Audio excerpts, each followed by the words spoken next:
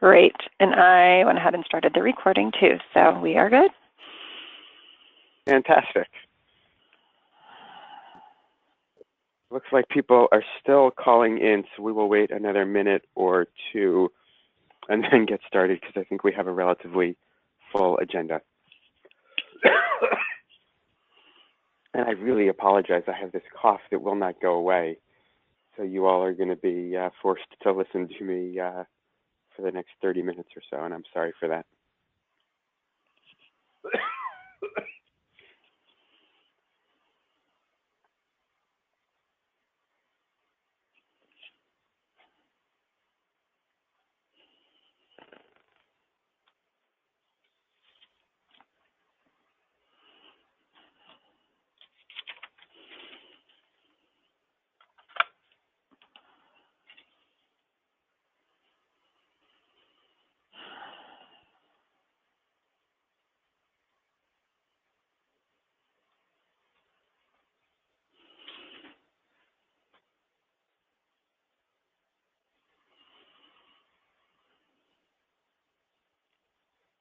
Looks like a few people are still logging in. I see a couple that are waiting for names, so we will get started in about a minute. Hi, Mike. This is Steve. Hey, Steve. I see ya.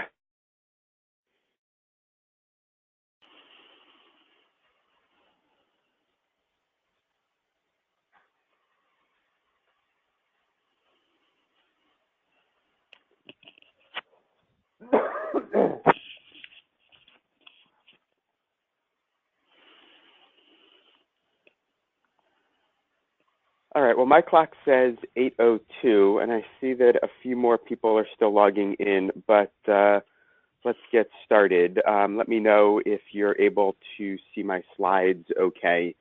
The first slide should say Combined Communications Strategy. Are you all tracking with me? Yes. Perfect. So this is the first of our PI coordinator calls, which we intend to have on a monthly basis.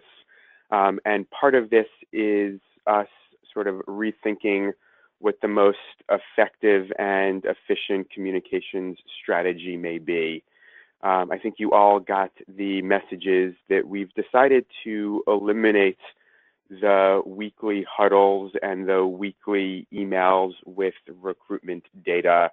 I've heard from some of you that it's just sort of too many calls and too much of an email volume and hard to keep up. You know, just for historical perspective, we had started the weekly huddles, you know, about a year or so ago when the first couple of centers were just getting activated. And we really wanted to use those as sort of a brainstorming session to kickstart recruitment. But at this point, since we are well underway, I am getting the sense from many of you that the huddles may be a little bit repetitive from week to week and may not be the most efficient use of your all's time. And I think a lot of you have spoken with your feet in that many of the huddles have not been well attended. And so in lieu of our weekly huddles, we are going to try the following. You all should have received yesterday afternoon the first of an expanded newsletter. Our newsletters have a little bit more recruitment data in them rather than the monthly emails with the PowerPoint slides. The newsletters have reminders and other updates. We'll be sending these out every other week, and please do read them. They're a short read and just have a lot of sort of to-dos and tips for coordinators, tips for providers, and other announcements. And each newsletter has a link to more detailed recruitment data for those of you who are data buffs, and that link will point you to the right location on the SharePoint site. We'll be hosting monthly PI coordinator calls. This is the first one of those, and it is really important for as many of you, both from the PI perspective and the coordinator perspective, to attend as possible. We will be recording these calls and posting them to SharePoint, and emailing slides later on as well. So if you're in clinic or have another commitment, we get it. Please try to at least review the slides, if not listen to the recording. We will continue to have in-person meetings at our community conferences as we have in the past. We are thinking about the best way to organize a second monthly call for coordinators only, to really focus on some of the operational aspects of recruitment and follow-up and data entry, and how to use efficiently and effectively the tools that the data management team has developed. And we're still considering other forums to facilitate the sharing of best practices amongst coordinators and PIs. So if any of you have ideas in that regards, please reach out to me directly even, and we'll continue to build upon that.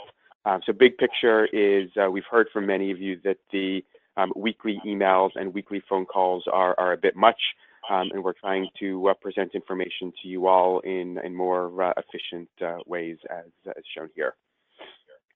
I'd like to take a moment to give a special thanks to Michelle Robinson, who many of you know was instrumental in getting this project launched. And her last full day on the study was November 3rd, though she still is working part-time for us. She is starting an independent consulting business for sort of trial startup and operations. So I think her talents and experience will be well utilized by others. And really, her efforts were instrumental in building the trial infrastructure that we have today, including getting the protocol together and entered into clinicaltrials.gov, all of the site training, helping to organize and kickstart the site and data coordinating center at Cincinnati Children's, developing our process for SAE reporting at UNC, creating our data safety and monitoring board, organizing the central pharmacy, coordinating the placebo manufacture for our 3 treatments at Temple, organizing the biobank, which is housed at UNC, coordinating with the patient-reported outcome core at the Children's Hospital of Philadelphia, and forging partnerships with our 2 reference labs, Grifols and Mayo, that will be ultimately measuring anti-TNF levels and antibodies on our banked specimens. As many of you know, Michelle has been a really great resource for sites as well, and fielding any questions or providing advice along the way. So we will definitely miss her, but don't worry, because we remain in really good hands. This next slide is sort of a who's who with Combine. I know that there are multiple points of contact for multiple different issues or aspects of the project. I'm not going to go through this slide in detail because it will be posted to SharePoint and emailed out, but I just want you to have it as a reference so you know who to contact with what. And again, at the bottom, I am always willing to be contacted at any time for anything, and promise to any of you a quick turnaround, unless I happen to be on a desert island on vacation, which happens too infrequently. All right, moving on to site activation and recruitment. Here is where we're at as of the end of the week last week. We have 41 sites selected. We're in the process of interviewing a few more. 35 sites are now activated. 2 are super close. 3 are newly selected in the early stages of IRB and contracting, and 1 we just notified of their acceptance last week. We now have 92 patients randomized, so we're making good progress towards our goal of 425. 24 of our 35 sites have recruited at least 1 patient, and our leaders are Cincinnati and Children's Hospital of the King's Daughter in Norfolk, who have each recruited 10 patients. So special shout out to those sites. Here is our sort of cumulative recruitment graph that you all are used to looking like. The green line is where we had hoped to be, and the orange and blue lines are where we're at. The orange is the number of patients consented, and the blue is the number of patients randomized. And just like when I presented this 3 months ago, we are about 6 months behind schedule. So making progress, not all that bad for a 5-year project, and we're no longer losing ground. We're sort of, our blue line is roughly paralleling the green line at this point. And again, here is our recruitment by site. This slide is about 1 week out of date, but again, it highlights Norfolk and Cincinnati, and Riley, Riley Nationwide and Nemours Wilmington are giving them a run for their money. So great work to all of you, and particularly the sites that have just sort of broken the ice and gotten going. I think we can all tell you that the first patient is generally the hardest. All right, I'm going to turn it over to our sort of mini focused group that is thinking and brainstorming about ways to catalyze recruitment for each of the sites. And that is Shazad, who you all know, Julie Massey, who is one of our quality improvement coordinators, and Cole Jackson, who is a longtime friend of Improved Care Now's and former Improved Care Now research specialist who's back with Combine at least till the end of the year. Shazad, do you want to present, or Julie?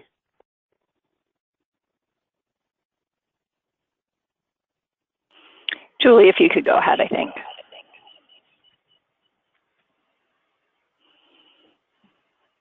All right, I will go ahead and get started. Good morning, everyone.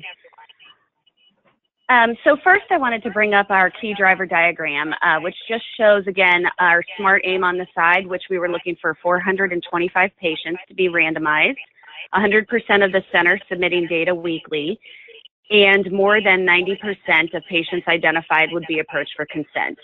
Our improvement work has really centered around 3 of our key drivers, which we will touch on, and I know this is really tiny print, so we'll go ahead and move on to the next slide. And can everyone mute if you're not talking, please? There's an echo. Mike, if you want to go ahead, or Michelle, flip my slide. Thank you. So just to kind of highlight where we're at, we mentioned submitting data weekly as one of our key goals.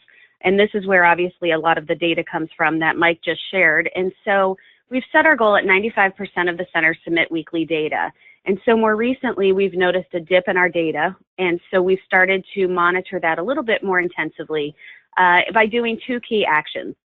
We're really trying to identify sites that have not submitted data 2 weeks in a row to offer assistance, and then also identifying best practices. There are a few sites that were newly activated, and we're trying to identify and kind of standardize, once they're activated, how soon we expect data submission. And so we've started to find a few sites that were able to ramp up within 2 or 3 weeks from being activated. And so we're going to be reaching out to those sites to identify a best practice and really kind of set that standard to help other sites as they join Combine. The 2 drivers that this actual measure is impacting are really helping us find network processes and structures to facilitate the collaboration, information, and knowledge sharing among the participating sites, and then also developing clinic workflows and processes that support the engagement, recruitment, and retention. So you can see we still have a little bit of work to do. We're right around 75% right now, and we'd really like to see that grow each week. And so we'll continue to monitor this. Next slide, please. Our next goal has really been to look at sites that are activated 3 months or more and begin to identify if they're developing progress in approaching or consenting eligible patients. So we've developed some weekly monitoring metrics that really look at the data that is pulled from the weekly submissions to see how many patients have been approached, again, shooting for that 90% or more approach rate, And then out of those, how many were actually consented? And so our two activities around this have focused on improvement by monitoring, again, the current dashboard to see how progress looks. We know that week by week is too much to look at, so we're looking at kind of a 4 to 6 week look back to see how much sites have, how much the data has changed, and not only identifying the eligible patients, but approaching and consenting. And then again, one of our outreach strategies to develop improvement in this area is to do some site pairing calls, which we're just starting right now. And that's identifying a way that one of the higher performing sites can work with sites that are struggling in any one of these areas or that have interest in improving these processes by sharing information and developing kind of some standardized approaches that, again, are best practices throughout the study. Same two key drivers are impacted on this measure as well. Next slide. And so our last key driver that we've really been focusing on is real-time learning from transparent data to support and improve engagement, recruitment, and retention. And so we've developed some metrics that we review on a weekly basis just to see how our progress is going. And again, identify some standards that we would expect to see so we know when to react and when not to react. So as we're doing this and we're developing our standard operating procedures, we're looking at, again, as I mentioned, the % of centers submitting data on a weekly basis. But then we're also looking at change in patients that are pre-screened, eligible, approached, consented, and randomized. And so we've started to plot, again, some charts that you can see in very tiny font up in the corner. But you can see the steady progression on each one of these factors and how many of the patients continue on to the next phase. And so again, just trying to identify some triggers that would show when we have areas that we need to focus on and monitoring that weekly change so we can set some standards and some targets week by week. We've also began to color code the site performance on the dashboard, and so we're monitoring that as well and including you know, some information on randomization when we look every week. And the next slide. And so what you can expect from us moving forward is increased communication via email and phone. We're starting out with Shazad emailing PIs and coordinators regarding the weekly data submission, activity since activation, and then also beginning to identify improvement opportunities, whether they be best practices or, again, just helping identify where processes aren't going the direction we'd like them to go.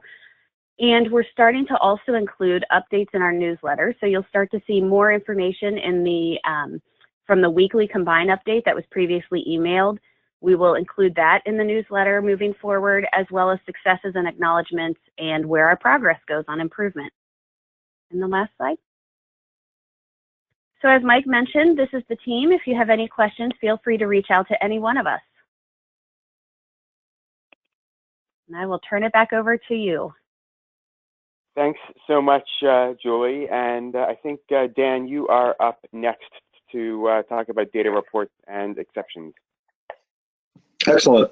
So good morning, everyone. I'm Dan Jeffers. I think I've been around Improve Care now for a while, but just making a comeback to help out with some of the combined work on the informatics side. So just quickly this morning, some of the things that are coming up over the rest of the calendar year on our side are some updates to exceptions. Actually, the first list of items were things that we put out in the world yesterday, so you may start to notice some updates. We're just noticing over the first couple of rounds of patients that there were some issues with the exceptions as they existed. So things like the CRP upper limit of normal was causing some grief and may have not have been programmed correctly. So we were able to fix that and put that out in the world yesterday. There were some issues with some AE and SAE exceptions, missing an equal sign. So there were some oddities going on there, and we were able to put that in the world yesterday. And then just a couple of exceptions that it turns out we had created that didn't really provide much value and were causing more grief than they were worth around enteral therapy. And on the visit review form, the hospitalization date having to be between combined visits, which just didn't make any sense. So we turned that off as well. Over the next month and a half or so, we'll be rolling out a couple of additional reports detailing things like the list of medications that each patient is on, the list of dose changes that have happened at your center, any out of range labs that you may have and may need to check up on or follow up on in terms of retesting or adverse events, and then just a list of hospitalizations that come from the registry, which I think also will be useful in terms of just double checking adverse event reporting. Next slide. So we can skip this one as well. So Mike asked me to go through a couple of things that we may have out there already that people might not be aware of at this point. So one of the newer reports is just called the Provider Review Needed Report. You can find this on the Reports tab within the combined portion of the registry. And this is just going to be a list of all of the events or visits within Combine for all of your patients where a provider review is expected, or so that sign-off page at the end, but it hasn't been completed yet. So things like the regular visits, so on the example, you can see week 4 and 14 showing up quite a bit. Adverse events and dose changes are also going to show up here where there's a provider review that's required, but it hasn't been completed yet. And so in a lot of cases, especially on the visits and the dose changes, that provider review is going to trigger a change to the pharmacy. So it's going to be important to follow up and to make sure we're getting those done, to make sure that we're getting the right dose or the right number of pills or the right refills off to the patients as that comes up. So this should be a pretty useful resource in addition to the emails that are already going out, just in terms of making sure that we're getting everything we need to do over to the pharmacy in a timely fashion. Next slide. So the other one related to the pharmacy is the pharmacy shipment report, and this is an old one, but I thought it worth mentioning again. So this is a good place to check to see if you expect a patient to have been randomized, and it's not obvious to you in the trial system what's going on. You can go over to this report again on the Reports tab of the combined study portion of the registry, and once your patient has been randomized, they'll show up here.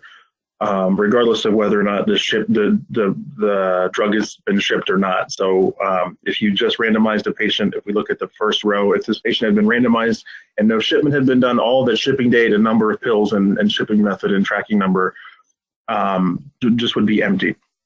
So that's another tool you can use to confirm that randomization happened as expected. I know we get a lot of questions on that, just to confirm that it did, and this is one place to go.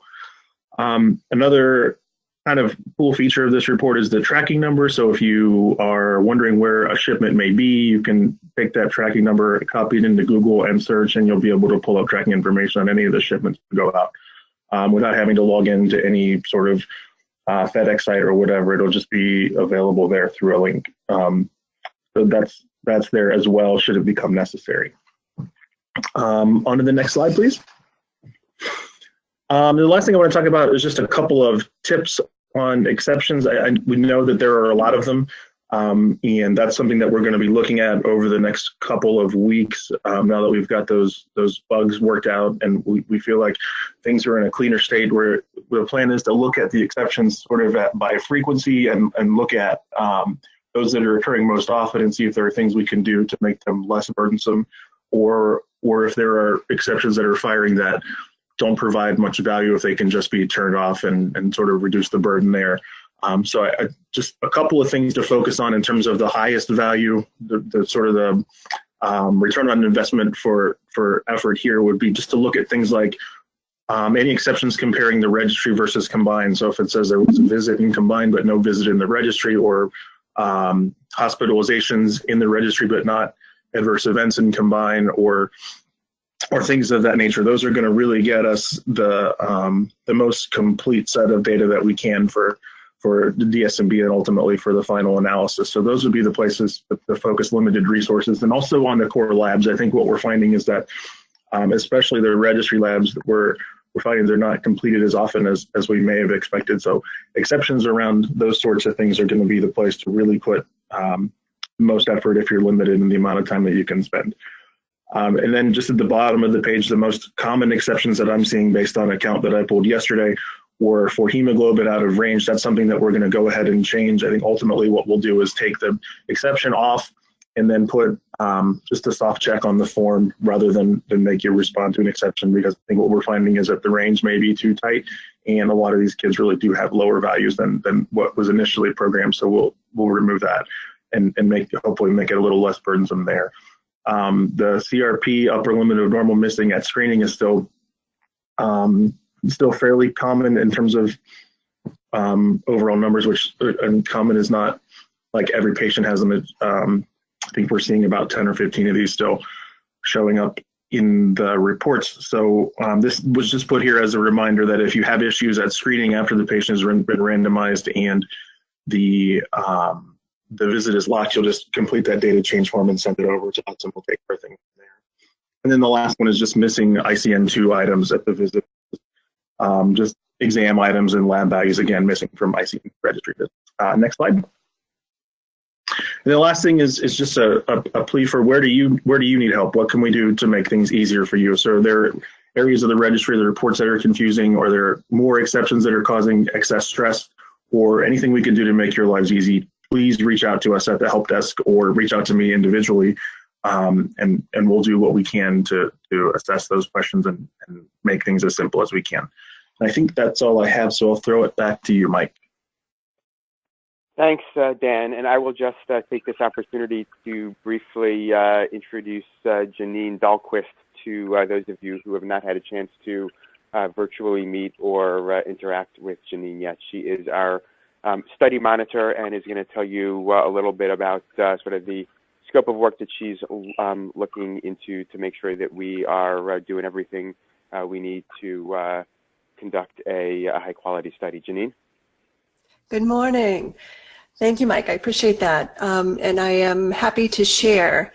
I will try to give a 30,000-foot view of what monitoring looks like for a pragmatic trial that is following standard of care for the most part. However, we are working with an IP or investigational product, and so we're balancing that in our monitoring. I can tell you the monitoring for this study is entirely remote, so I will not be showing up at your site. It is also what we call risk-based, and if you're familiar with that term, you know that it's very focused on critical data, safety of the participant. So as the monitor, I'll be looking for, of course, protocol compliance and good clinical practice, clear documentation of oversight of the participant by the study staff, and of course that's always especially adverse events and oversight of the PI and all of that documentation that's required on any research study, because these are human research subjects. We do have that level of oversight required. So those are the general, you're all been monitored before, and that's all an approach that you're used to.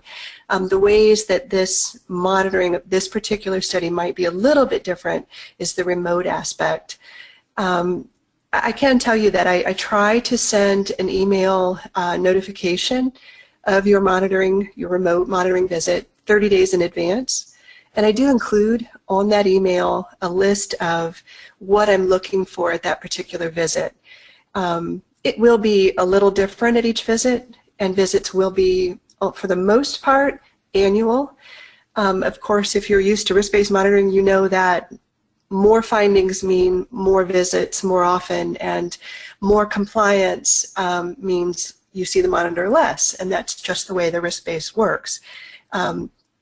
New staff at a site will bring closer monitoring, and I'm always there for questions. I'm always there to help, but as far as the actual monitoring visit, those will mostly, for the most part, be an annual visit. So as I said, we're looking at protocol compliance, good clinical practice, clear documentation, all critical components of good research and getting good data in the end. And all monitors have a different approach for getting this done. But I will be working with you throughout the review. I do ask in my notification letter that you set aside time the week that I am doing the remote monitoring, and that's only because I want to give you the opportunity to interact, to answer to some of those findings. Some of them can be resolved right away. Some of them are very simple oversights that you can make go away. Or that a simple explanation to the monitor resolves them, and I want to give you the opportunity to do that. And it's also really the only chance I get to interact with you, to talk about the study, how I can help things to go maybe a little smoother, where the challenges are, all those types of things. So again, I'm available to you at any time, but during that week I'm really focused on your site. And so anything that's been a challenge you'll want to bring to my attention that we can talk through process and improvement and help you get on a good track. So that's what we call the monitoring piece. We also have an additional piece in this study called the quality review. And it's also going to mean that you're hearing from me, but maybe from a different approach. We do have a programmed review of the data. And what that looks like, if that doesn't seem clear to you, this is simply programming the if-then. So if your response was yes here, we should see a no here and a yes down here. And whenever anything pops out on the data is not quite right, it is drawn to my attention, and then I'm going to be reaching out to you. So you will see these emails come through without warning. You won't get a letter that they're coming. They'll just be a simple email giving you a list of what the findings outlined, and please would you address these as soon as possible. I will tell you that the expectation in monitoring is normally a response from a site within 2 weeks.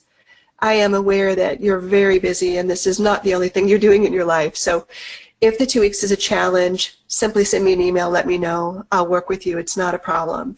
The more, of course, findings you have, the longer it's going to take. And again, I work with the sites on this and help you to get them resolved. So it's not to worry. There'll be a lot of reach out in the beginning. We're just getting this started. In the next couple of weeks, you may hear from me a lot. Once these are resolved, the expectation is that these little reach outs on the quality review will become less and less. So we're looking at data mostly monthly. There are a few checks that are weekly, and I'll reach out to you via email on things that you need to, items that you need to resolve. So, and that was the next slide. I'm sorry, I forgot to tell you to go forward, and I'm working from my phone.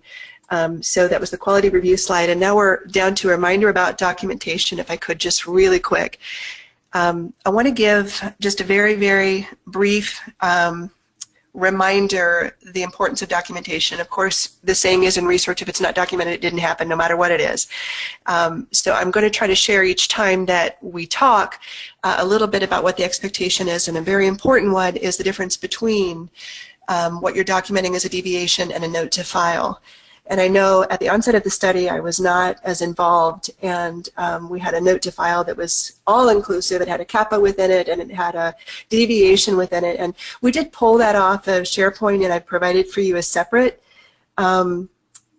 deviation log and a note to file log, and you can take a look at those. And if you need help with the difference, I've posted some definition there, so you can take a look at that. But we're trying to get in our regulatory review that is a part of our monitoring, we are trying to get all sites up to speed on the regulatory side of things, and that means that all deviations are documented in a unified sort of manner so that everyone looks the same and everyone's documented on a log. So we've got a lot of work ahead of us. It's all good work on a great study, very important questions we're asking, so I'm happy to be on board, and again, I'm available at any time.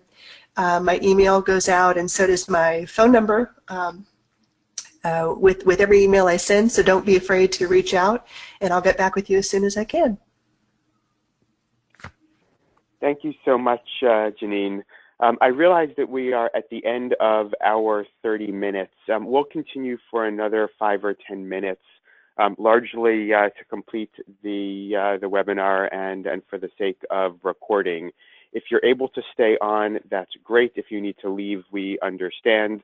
And you can catch the tail end of the slides and recordings after the fact. So Michelle, JP, you want to give us a high-level overview of what is in our manual of operations and procedures and how to use it and how to find it? Sure. Good morning, everyone. So we just wanted to touch on the MOP a little bit, as we often do on the calls, and just remind you that we hope that you are using it as your source sent, and it's to help you with the how-to aspects of the study. It does not replace the protocol. The protocol will still take precedence if something differs, and if you notice something differing, please let me know. And it's a living document that is updated regularly and will be throughout the course of the study as you know, things change. So we just want to make sure you know where to find it. It is on SharePoint in the study resources section. Then you just scroll down until you find manuals and procedures, and it says combined MOP version 3.4. And this is what that looks like. So if you're in the study resources section, it looks like this, and you can see where it is there. Next slide. So for using the MOP, please refer to the protocol and the MOP when you have a study procedures question. If you cannot find the answer yourself, please email me or Combine help with your question. And for any items that you can't find in the MOP, we want to know, and we'll add them in future updates. And we'll continue to post updates in our newsletter that Mike talked about earlier. And the updates are, every time we update the MOP, we notate that at the beginning of the document, so you can see what's been added every other week. This is the front page of the MOP, and you can see what version we're on and the last time it was updated. This is the table of contents. It just keeps getting longer and longer. It's a big study with lots of parts. And that is, in general, what it looks like. All right, thanks, Michelle. And in closing, I just have a few other updates that I wanted to share. Again, a reminder that after randomization, there are a number of key activities that we do over the 24 months of follow-up. Most importantly, assess clinical status of each participant regularly and assess whether he or she has met any of our study endpoints that would require us to discontinue treatment. That patient remains in follow-up, but off treatment once he or she meets any endpoint that would indicate either failure to achieve remission or subsequent loss of remission. And of course, we also use visits as an opportunity to assess for adverse events and serious adverse events. Patient-reported outcomes are collected and sent to CHOP at weeks 14, 26, 52, and 104. Biosamples are collected at either week 14 or, if forgotten, 26, and at either week 91 or, if forgotten, 104. It's important at every visit to collect, destroy, and document any unused study medications.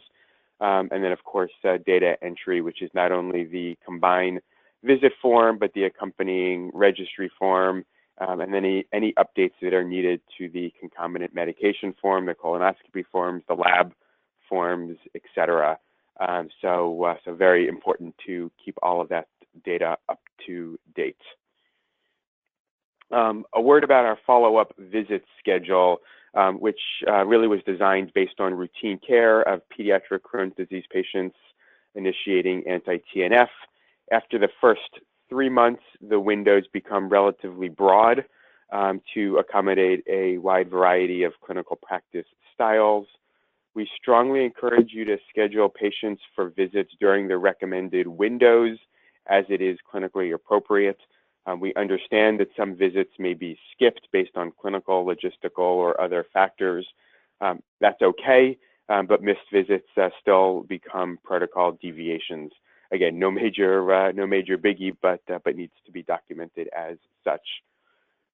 We also understand that sometimes patients are seen more frequently than the visit schedule, and all of these should be entered as additional visits in the combined database, and of course, captured in the Improved Care Now registry as well. We've had a lot of questions around the next couple bullets, so pay attention here.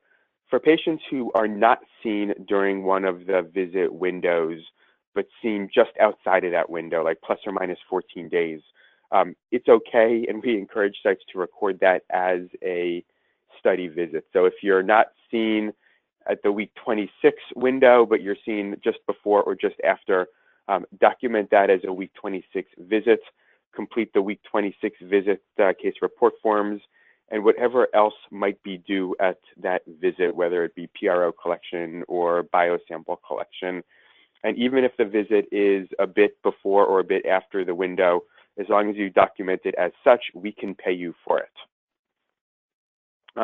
If more than one clinic visit falls within the window, you only need to enter the first visit as that visit, and the other visits get entered as additional visits.